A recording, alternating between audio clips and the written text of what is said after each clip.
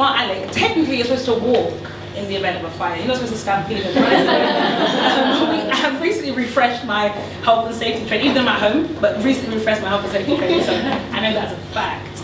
But thank you so much for such a warm introduction. Just by way, once again, my name is Tolu, and I'm a DEI Customer Engagement Leader for AWS, aka Amazon Web Services. And some of you are probably thinking, what's a Customer Engagement Leader? Exactly. It's a new role.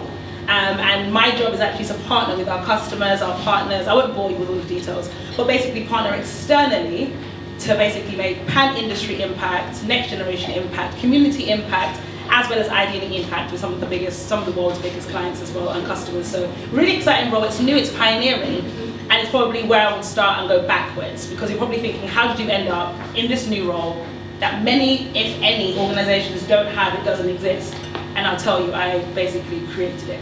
Not by myself, but created the business case for it. And when I talk about imposter syndrome and channeling confidence, part of that's going to be about how do you go after what you want. So in a kind of Netflix special, you're probably thinking how I ended up here. Well, then you have that internal monologue, and then it goes all the way back because it rewinds. And I think my story doesn't make sense without two key bits of information. So the first thing is, I'm a quadruple. I have no prizes, but does anybody know what that is? Well, look at that. Yes, exactly that. I mean, I've said that on a call and people are like, yeah, so no. So what is that? Quad 4, basic, algebra, geometry, whatever it is, shapes, sizes. But yes, I'm a quadruplet, but we're not all the same. People are like, oh, does that mean there's 4 of you? No, there's 1 of me. Just saying, #unique. But I do share that fact with 3 other people. So we're quadruplets.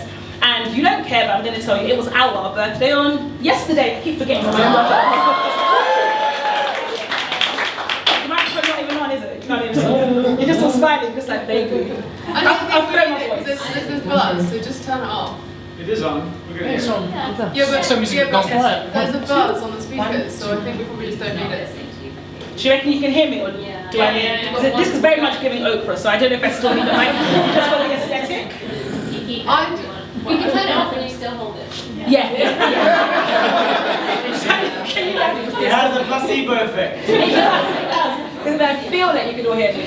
So so quadruplets, and it was our birthday yesterday. I've had such a manic week, I actually forgot my own birthday. Look at that. And growing up as a quadruplet, it's everything you think it is, and probably everything you don't think it is. And I'll probably hone in on one key fact. So for me, being one of 4, my identity for a long time was as that. And I shared this story, I think I must have shared this story with Zoe and the team, but it's little things. So primary school, you know what it's like in primary school. You're in a class of about 18 to 20.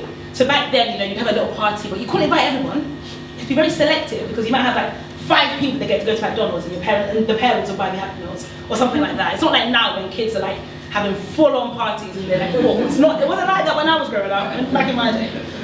And we never got invited because they didn't want to use 4 invites for one family. I think you laugh, but that means you have to pay for my therapist, okay?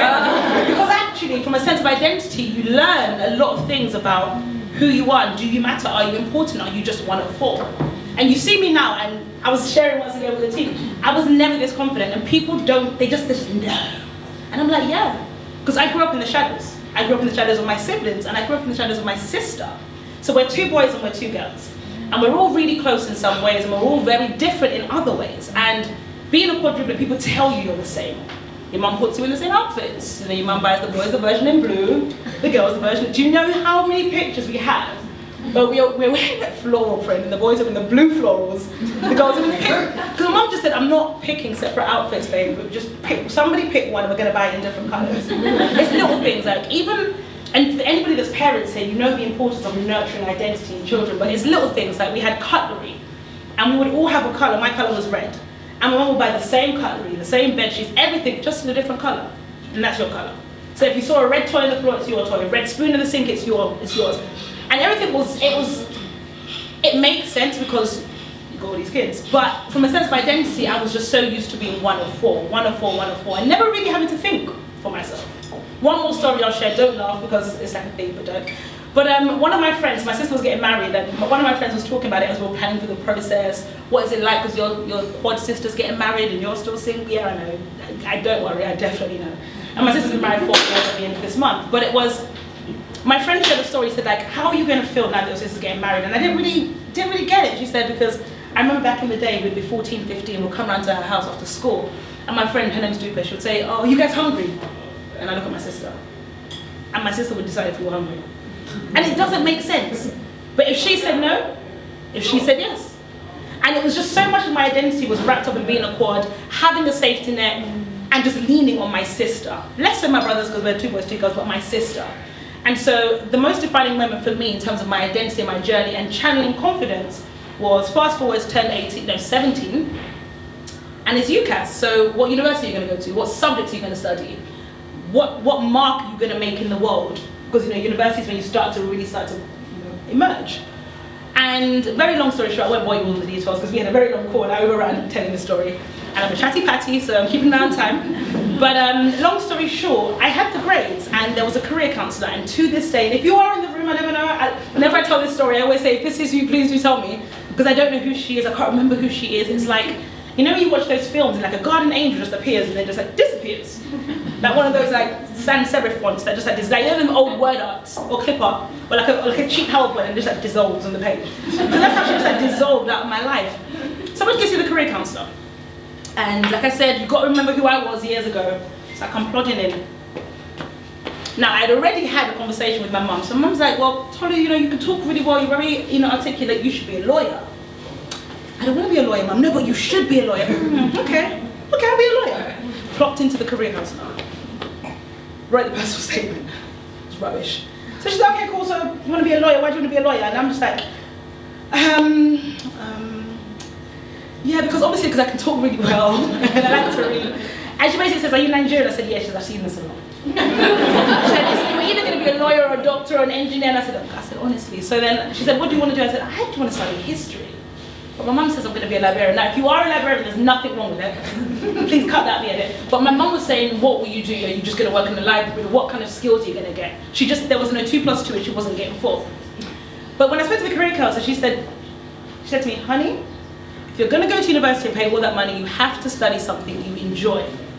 In my household, we weren't measured based on enjoyment. What's enjoyment in a Nigerian household? It's outcomes, it's achievements, it's success. Enjoyment is for the birds, honey. I need outcomes. My mum always says, and my dad, I didn't labour over 4 kids for you to just be doing anyhow. My mum needs results, output. And so I had the conversation with her, and then she said, I can even tell in your personal statement you're not committed to this. Go back and write one for history. So I did that, came back. Then we had a conversation. So she says to me, where are you applying to go to university? And I won't mention the universities because I'm not elitist like that, so I won't mention them. Perhaps some great universities. And she said, did you know you have the grades to go to Oxford or Cambridge?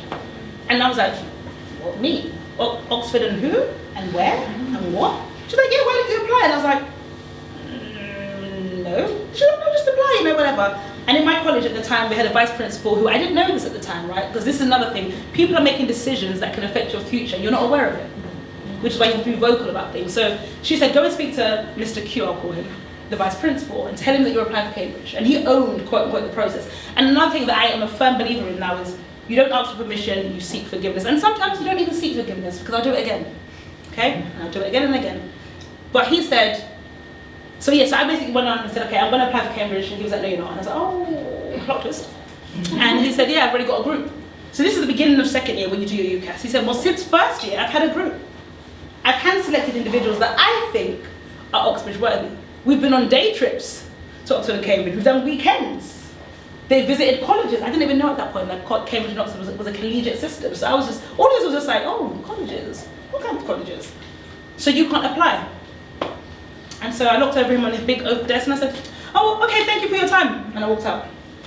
And then I had one final appointment with the career counsellor, because she said, come back to me and let me know how it goes. And I told her and I said, yeah, well, guess what? I asked him and he said no. And she paused, looked me dead in the eye. And she was a black Jamaican woman. I won't do the accent because I'm working DEI, so I'm definitely not doing the accent. But she basically said to me, verbatim, and these words have been tattooed, etched, whatever, branded on my brain. She said to me, you go back and you tell him, I'm not asking to apply to Oxford or Cambridge. I'm telling you, I'm applying to Oxford or Cambridge. So basically, I'm there like shivering with timbers. So I go plodding in like a little penguin shuffle. Knock, knock, open the door.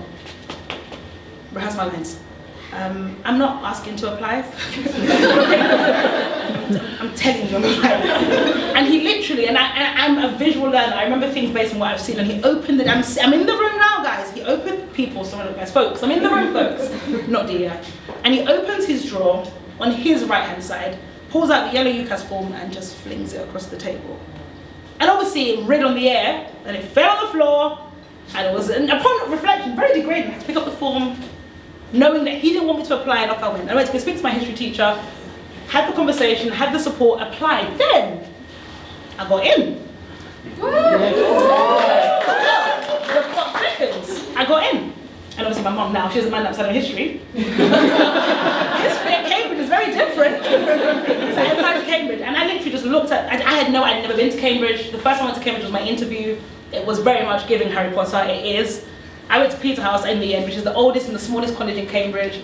That's another story, but I'll get there. Cool, so, and I basically got in, and then long story short, got the grades, got in, and then within my first week, freshers week, we had the porter's lodge, we call it the plodge, where you have your little, kind of like little areas to get your posts and stuff. And I go to my plodge, mind my business, and I see a card in the plodge. Who's sending me a card? Who knows that I'm here? And I open the card. Congratulations on getting into Cambridge. Wish you all the best, Mr. Q. Mr. Who? Mr. You can't apply because I've got a select group that you are no longer a part of, Mr. Q. Or is this which Mr. Q? So obviously I'm like, me and my sister, we've got a saying, I'm filet mignon, which means I'm flaming, but I don't know how you say that. So I was filet mignon, which is basically that I was really upset. But I'm also 18 and still like in this, I was the only black person in my undergraduate college, so there was only 2 black people at Peterhouse, one was postgrad, one was me. I won't never forget the bursar said to me, like, we were on the phone and I called up the bursar and he put me on hold. Oh yeah, it's that black girl that's called. Is that who? So I went to go tell my director of studies, he was great, Mr. Doctor, I wish you would, Dr. Patterson, he was great, and then he told him off. But I was very much aware of being the only black girl in that environment, and that's another level and layer that I'll add to as I weave in this story. So I get to Cambridge, Mr. Q says congratulations, and I'm thinking, well, I wish you would because you told me not to apply, but I'm not me today. So he gave me his email, I emailed back and said thank you so much. Fast forward, because it was a very long story, to the end, it's graduation. Your girl graduates, of course she does. And I get another card in the plodge.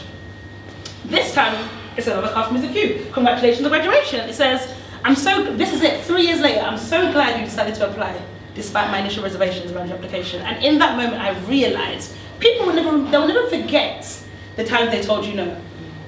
And sometimes they have to see you on the other end of the journey to realize that they were wrong. Because sometimes when we look at imposter syndrome as well, we're waiting for someone else to validate us. So we're waiting for someone to say, you can do it, so that we believe that we can do it. So much of my life and my trajectory has been defined by going to Cambridge. And I say that in particular as a quadrupler. We've all had great paths, but very different paths, I'll be honest. The access, the networks, the nepotism, even though nobody there is related to me, but the kind of quasi-nepotism I've experienced by being Cambridge alumni, the opportunities. Sometimes I can bypass certain systems and regulations because people see certain things about you and there's a connection. So I know the difference the trajectory of my life has taken because of that one experience. And it made me realize that me and Mr. Q, we both stood proverbially in that room, looking out, and we had very different horizons. So he looked out and all he could see was for me at the end of that table. I actually, interestingly enough, when I looked out, I could only see the end of that table. But my career counsellor looked out and she saw to the end of the road. And it really taught me the power of never letting someone else limit your beliefs without making it all about race, but it is. For me as a black woman, I can't let a white man determine where I'm going to go. I can't. I can't let anybody determine where I'm going to go, because in that moment, he, as a man and as a white man, decided that me as a black girl from a particular background didn't fit. I wasn't good enough for X, Y, Z. And I'm not making it a point, but I will say it. Some of the people in the hand-selected group, they didn't get into Cambridge or Oxford. So that's the first thing that I learned. Never let someone else limit or define your horizons. If you think that you can do it, it's incumbent upon you to forge a path. That's the first thing. The second thing actually is I suffered a lot with imposter syndrome because being the only black person, and actually coming from a low socioeconomic background, being in Peterhouse, the oldest and the most, they call it the most pale, male and stale, most conservative college in Cambridge. Not your big colleges like King's, Trinity, Corpus Christi, St. John's. Small, very specific, I'd say. Loved it though. I'm of a tree through and through, loved it. But it was a very tough experience for me. I did not assimilate, and after the first term of the first day, I was like, I'm going home. Had enough. For some people, I was the first black person they'd ever met. For some people. My hair fascinated them. The fact that, I've traveled a lot extensively, and I've seen kids in like Peru get fascinated by this. I've never seen an adult, a young adult in the UK get fascinated by the fact that the palm of my hand is slightly lighter than the outside. But they had never seen a black person before. And so in that environment, oh yeah, my dad went yachting with Richard Branson last weekend. My family owned this really famous whiskey brand. My dad's a top QC in the country. And I'm hearing all of this, and people are talking about a world I don't understand. Even the second years, this is what I thought was quite crazy. The second year, so they're freshers, we're in second year, and even they start. So what do you do? What do your parents do? Where did you go? Everybody was on the get up. Who's worth me knowing? And I, for a long time, felt a sense of inadequacy being in that environment. And the second thing I would also then say from that is that upon reflection, what I would have told myself back then is, you're qualified. Thousands of people apply to get in every year, you were chosen. You're qualified. As they would say nowadays, you have the receipts, your exams speak for themselves, your dissertations speak for themselves, your commendations speak for themselves. So for anybody here battling imposter syndrome, and this is something I've carried even throughout the rest of my career, is look at your receipts. So when you're sitting around a particular kind of table, you're standing in a particular kind of room, you're nominated for a particular kind of award, look at your receipts. Sometimes I will write down the reasons I deserve what I need. So I want a pay rise. Why do I deserve a pay rise? Because I've done X, Y, Z, A, B, and C. The receipts speak for themselves. Everything else is by the by. That's your personal opinion, but they don't define the facts. The facts say that on paper, this is what I brought to the table. I deserve to eat. So what are your receipts? So if anybody here, you're looking for a new job, and you know the research shows that women won't apply for a job unless they're like 8% qualified. I apply for everything, okay? I apply for everything, especially now on LinkedIn, easy apply, easy apply, easy apply. Because you know what it is, somebody will take the bait. Honestly, and this is gonna sound so like full of hubris and stuff, and it's not, because I'm somebody that I walk in humility, and I recognize grace upon my life and favor, but I would apply for anything because I know what I bring to the table. And in interviews, people say to me, why should you have the job? And I say, well, anyone can do my job, but it's how I do this job. That's what makes a difference. So you have to really, I would say, you've got to believe in your own source. Let's be honest, anybody can be trained to do a job. In some parts of the world, they can train a monkey to do computer admin. But what makes you special? Because once you really hone into what makes you special, no one can take that away from you. Somebody can also say to you, oh well, and also, I'll come back around, but one of the other things apart from that is, I also know what I'm not good at. I'm very clear about what I'm not good at, and I would tell you, I went to my interview at Amazon, and Amazon has literally been the most stretching experience of my career. Change, pace, speed, more so than any, and I've worked at places like Accenture, I've worked in construction, I've worked in, I used to lead the United States, and Amazon, the pace. And so what's quite interesting is when I was going through the process, my then line manager at the time said, what kind of areas do you need to work on? And I told her front and center, I'm not adaptable, I don't like change, I'm not as flexible as people think I ought to be. I'm a glutton for routine, I like structure because it allows me to be good at my job. I don't like surprises. I don't. Especially doing DEI work, there's so much that you're doing. I need to know what I'm doing from every other. I need to plan, I'm very programmatic and very strategic. And that allows me to then be operational and tactical. I don't like surprises. She then hired me and then she said, I'm leaving. What? What are you saying? I've had 4 line managers and 3 jobs since I joined Amazon, and I've only been there for 16 months. Change. And actually, I've learned that I actually can handle change. I'm not as non-resilient as I thought I was. And I always say to her, she messaged me when I won a few awards, she said, congratulations. I said to her, well, when I told you I didn't like change, why did you hire me anyway? She said, because I saw it in you, you would learn to adapt. So the other thing I'd also say about imposter syndrome is sometimes don't write yourself out of the game. Because immediately I was like, well, they said there's too much change, I'm out. And you know me, I keep my bag on standby, right? Don't like this, I'm going. But actually she said, I saw something in you that I knew you would learn to adapt. And that's another thing. So sometimes when looking at imposter syndrome, don't always believe your first thought if it's negative. I can't do this. Well, actually, maybe you can. You might just need to reframe your thinking. You might need help. And that's another thing. We don't actually have to do it by ourselves. Plot twist.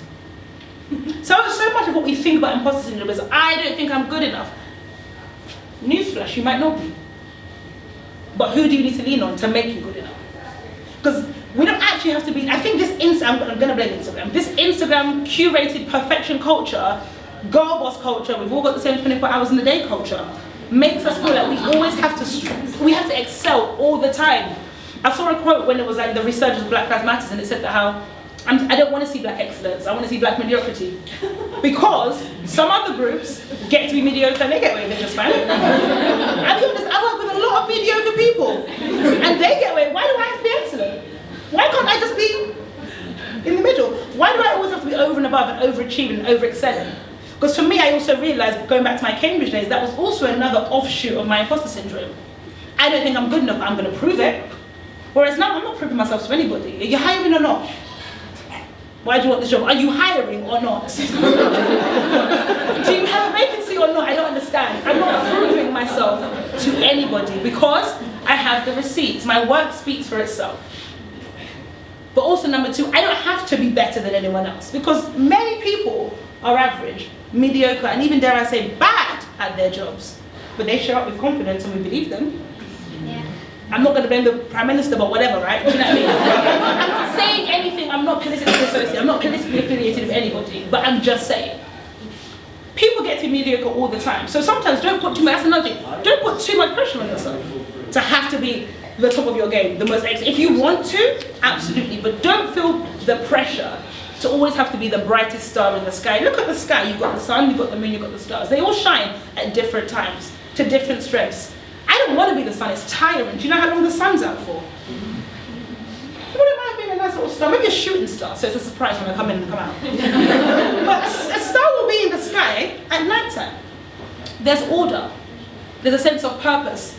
A star doesn't look at the sun and say, oh my gosh, I wish I was a sun, because a star says, look at me, I'm with my friends, I get to bright up at night.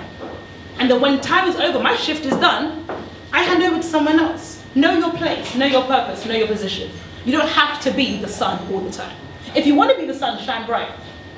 But don't put that pressure on yourself. The moon, sometimes the moon's out with the sun and they're just competing in a really weird way. And the moon says this, all right? The clouds come out, well fine, clouds, do your thing. I know I'm the moon. I don't need to fight the clouds. Then we get a rainbow. The rain comes out, the cloud comes out, they all come out. There's room for everybody. So when I look at my own journey, I've realized that there's room for me. So the next thing I then say is don't be afraid to take up space. So this is specific to an Amazon story. When I joined Amazon, I was actually brought on to lead programs across EMEA, so that's Europe, Middle East, and Africa. And as my role evolved, I was then asked to kind of partner with our commercial sales business. And my day job already was very hectic, I'll be very honest. But then I then saw the opportunity to get more closely in line to an area of the business that actually was moving, that was going forward, and actually allowed me to develop relationships with our customers, and that's actually where I wanted to go. So I had a vision for myself, and I said, well, you know what, this might mean potentially more work, but this helps me to get to where I'm going and planning. So there was a trade-off, there was a balance. And while I was doing that, that's when actually the new job that I'm doing opened up, because we were able to keep doing the work, build the relationships, build the business case. So my other thing is don't be afraid to stretch, because sometimes stretching doesn't feel comfortable to us. And especially when you feel like an imposter already in the room, you don't even feel like you belong, so you don't even feel like you want to take up space. So if I'm in this room, oh my gosh, I don't want them to see me, I don't want them to know that I'm here. To then have to stretch in the room, you feel visible, you feel exposed, you feel vulnerable. But don't be afraid to take up space. If you're in a room, you can be a wallflower, and there's nothing wrong with being a wallflower. You can be wallpaper, there's nothing wrong with being wallpaper. Or you can be a work of art. When you go into a museum, people rarely remember the colours on the wall of the museum. Normally because they're white, but still, I'm making the point. People rarely remember the colours on a wall in a museum or an exhibition, but they remember the art. Because the art said I'm taking up space. Where's that? Is it the museum? They've got that big dinosaur. The dinosaur's taking up space. Sometimes I go through like London Bridge, I go through St. Pancras, and I see massive exhibitions. In the summer they have that big swing. It's taking up space. We would rather have seats to sit down in the summer, but there's a big swing. It's taking up space. Don't be afraid. Why is it here? What is it? But it's taking up space. Don't be afraid to take up space. So many times we feel like, oh my gosh, but I don't know if I'm going to fit. That's not your business. Have you ever noticed that sometimes there are some environments and some places that things fit around you? You know, you might travel, you might go abroad, you might see like a really rare, old oak tree. You can't cut it down, it's heritage protected. So we build around that tree. You're the tree, things can build around you. You don't always have to ebb and flow to your environment. If you're confident enough to know who you are, sometimes, not always, the environment will yield to you. So when I was at Amazon, I started to learn that actually the environment could yield to me. There could be something here. Fast forward, because I'm a chatty patty, I'm in this new role. And this new role actually was the test, because I'm out there giving it all this, giving it the big what for, but my new role puts me in front of our biggest customers and clients, and I'm talking big. And for one whole second, I was like, whoa, can I do this? And I said, Tolu, look at your receipts. Look at your receipts. Look at the testimonials. Look at what it is you bring to the table. You are the table. I am the table. And I had to just pause for one whole second, because You're getting CEOs, CIOs, CTOs, you're getting heads of lead, and they're saying, Tony, what do you think? And I had to stop and say, exactly, what do I think? Because you're the CEO of your business, but I'm the expert here. That's another thing, reclaim and regain your control. So whenever you feel out of place or you feel a bit shaky bakey, regain your control. What makes you, remember I said what makes you special? So if you're in a room, what is it that you bring to the table? And like I said, you don't have to bring the whole thing, but what is the one thing that you're good for? Because like I said, anybody can do your job, but how do you do it? That's what makes you special. Another thing I also want to add to this conversation on imposter syndrome and channeling confidence, and it's never going to be a one and done. Sometimes it's a bit of a, I was going to say merengue. I don't even know what merengue is. A salsa. I use a salsa. Sometimes it's one step forward, confident. Well, sometimes it's one step back, imposter syndrome. Sometimes it's one step, who was the salsa with me? But sometimes it's a bit of that. Sometimes it's one step forward, yep. You're giving it go boss Molly May, 25 hours in a day. Sometimes you're going one step back, oh my gosh, am I enough? And it's never going to be a one or done because it's environments. And this brings me to another point, trespasser syndrome. And I definitely want to get my phone out because I'm a big believer in crediting the source. So there's somebody called Professor Leslie Thomas QC. And he basically said that imposter syndrome, no, he basically posed a question and he said, is it imposter syndrome or is it trespasser syndrome? Because imposter syndrome makes it all about us. How do I feel? But sometimes trespasser syndrome is about how does an environment make you feel? And I wrote a note here and I'm going to read it. Because imposter syndrome implies that we aren't worthy to sit at the table. But instead, trespasser syndrome reminds us that sometimes other people don't make us feel worthy to sit at the table or to sit at the same table as them. Have you ever been to a restaurant and there's definitely space, like you go to a prep or a Wagamama, you know those kind of places that have those long tables? Forget the tables even, a train. You've ever been on a train? Where you've all, I live in Rochester, so I pay like £30 a day to come into London, and I pay £30 a day to be on this train and you've got a suitcase here, and next to a vacant seat. Because you're inadvertently saying, I don't want anybody here. But if I extrapolate that same principle, some environments do the exact same thing, subtly. There's a boardroom, there's a team meeting, there's a call on Slack, there's a chime group, and you don't feel like you can take up space in that environment because the environment has made you feel like a trespasser. I don't belong. Trespass is a criminal. Did you know that? It's against the law to trespass. But the environment makes you feel like you are not where you are supposed to be. The environment makes you feel that actually you're trespassing. You don't have a place here. You're breaking the law. You're not good at your job. You're not qualified to sit here. So actually, is it imposter syndrome? Or is it trespasser syndrome? One looks at you, and one you can control. Imposter syndrome over time, like I said, it's the salsa, so it's not one and done. But trespasser syndrome, that's not on you to fix. So I work in DEI. Sometimes it's looking in an all-male meeting, and you're the only woman in the room. That's not, you have no control over that room. But they may make you feel like a trespasser. Sometimes it's you might have a disability and you're in an environment that's not allowing or accommodating your disability. That's not on you. You're not an imposter in that room, but the environment makes you feel like you're a trespasser. And it could happen in so many different facets. So that's another question I want to throw to the room. When you're faced with a situation where you feel like I'm not enough, I'm not worthy, they might find out. The question is it the environment that's making you think that? And if it is the environment, remember two things. Number one, you can't control the environment. We can do a lot of things, but you can't control an entire environment. And then number two, say to yourself, well, what are my receipts? What do I bring to the table? Tell yourself, everybody should, we've all got internal dialogue, constantly telling us things about ourselves. But everybody should always have at least one good thing that you can say about yourself. Like I said, anyone can do my job, but it's how I do it. Because I say that I've got a strategic mind. And I've been doing D&I now for the last 7 years, full-time, 8 years. Before that I used to work at Accenture doing finance and that. But I've done this work in enough industries. I used to work in the UK construction industry. Hello, somebody. And that was probably one of my favorite roles. And if you go on my LinkedIn, you'll always see a couple of my stakeholders from construction always bigging me up and hyping me along the way because I had such an incredible time learning what it was like to do D&I with majoritarily, I think 96% white, 86% male, 20% over the age 55, a very specific demographic of people. And then they're like, oh, you're having a D&I workshop, and here comes a young black girl trotting on the side with a hard hat. Hi, everyone! And they're like, yeah. But for me, it was the ability to actually learn how to speak to a completely different audience about work. And when we look into the workspace, that's the majority audience. Older white men, just being honest.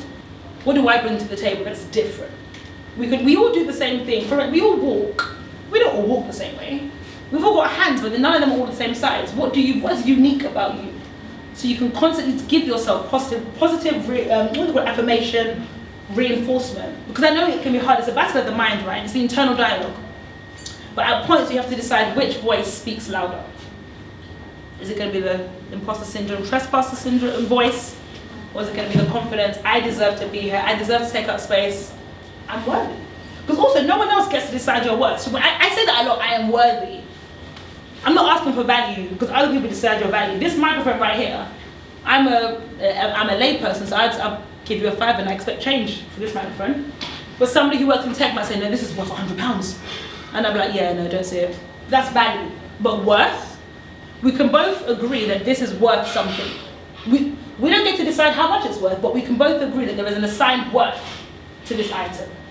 There's some bottles of wine, I think, here. They're worth something. We might not want to pay $2 million for it, £10 for it. Somebody else might, but we can both agree that they're worth something. Your worth is non-negotiable. Your value depends on what people think. And even that's not your business. But your worth, non-negotiable. And that's something that you can hold on to. What am I worth? So when you're saying to, I'm not worthy, who said? Your worth is non-negotiable. You get to determine, and if necessary, but not always prove your worth, right? So look at things like pay and negotiation. And I always say, yeah, you got my favorite line, you have to pay me commensurate to the market.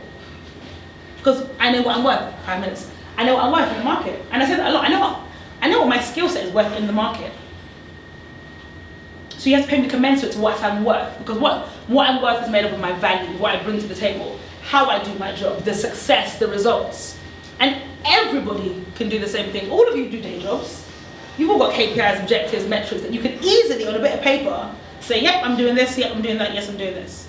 So when you go into a conversation, for instance, around pay or reward, sometimes it's not, you can do it in the third person, I'm just conscious that, obviously, there's a lot of things going on right now, and this is how I provide value to the business. Put it down on paper. It's up to them to decide. But, and I always say, you've got to be willing to walk away, so don't make a big deal about, pay me what I'm worth in the market, because if they don't, what then? So sometimes you've got to be willing to walk, and I'm always willing to walk away. You put that in writing. Look at my LinkedIn, you see I moved around. I'm always willing to walk away because I know my worth. And it's interesting actually, and I'm kind of in a tangent, but we are where we are. In relationships, you'll tell somebody to choose their worth, right? Especially in like romantic relationships. Oh, sis, isn't worth it, choose your worth. But at work, we don't. Why don't we? If you're dating your employer, you should not be dating your employer. But if you allow me to make the point, if you're dating your employer and your employer doesn't value you, then surely you would say, well, you're worth more than that. So as I round up in my last 3 or 4 minutes probably now, I just want to encourage you all, like I said, it is that south side. It's not going to be a one and done, but spend some time and actually almost homework. I'm also not in a position to check that you do the homework, but please do it. Go home and write a list. And it's not going to be one of those balance lists. We're not here for balance. We're here to big ourselves up. What are you good at? What do you bring to the table? How do you add value to your job? What is it? What is it that you can do that no one else can do? Because we've all got something. I promise you we've got something. I've got quad siblings. I promise you we've all got unique gifts and talents. My ability to speak is very different to my brother, who's got a very tactical mind. My brother, you can explain a problem and he can just distill it down to 3 bullet. Yeah, so you've been crying for an hour now, but I guess what you're saying is, and he'll just distill it down and like, this is what you need to do next. So we've all got very different skills. Some people are connectors, we bring people together.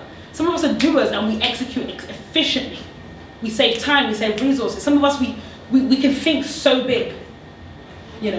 What is it that you do differently in the context of work, but even outside of work? Because also our value is not just wrapped up in what we do. I always say, before you do, you have to be. And so for me, when I looked at my imposter syndrome journey, I realized that my being, I didn't really have a sense of identity, I didn't have a sense of worth, I didn't have a sense of confidence in who I was. So I was operating out of fear. I was excelling and achieving, but out of fear. Because I didn't really know who I was, proving myself time and time again. Whereas when I got comfortable with who I was and I said, okay, well, who I am is more than what I do. Because actually, the day that you stop doing doesn't mean that you're not worth it anymore. And that's why I pivot a lot in my career. I can move from sector to sector because I know that who I am is not tied up in what I'm doing, but actually who I am. So also sometimes look at yourself introspectively and say, well, what makes me great? Because something makes us all great. And it could be, I'm a star, I'm the moon, I'm the sun, I'm the clouds, I'm the rain, whatever it is, who am I?